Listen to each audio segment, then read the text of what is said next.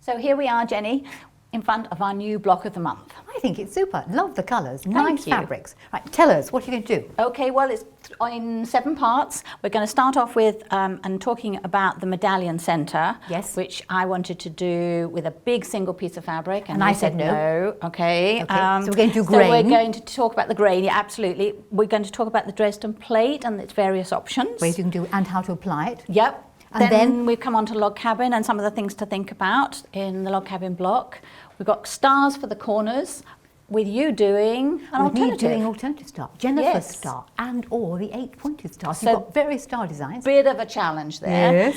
We've come on to fast flying geese, which is one of my favourites. And quick it is too. But there is Corners? yes, and corners, stars in the corner. Yes. And an alternative setting for those who don't want a square quilt, or rather it was rectangular. So you can get all this in how many sessions was it? It's 7 sections on the website for subscribers, so it's free for subscribers. So you'd better subscribe right now.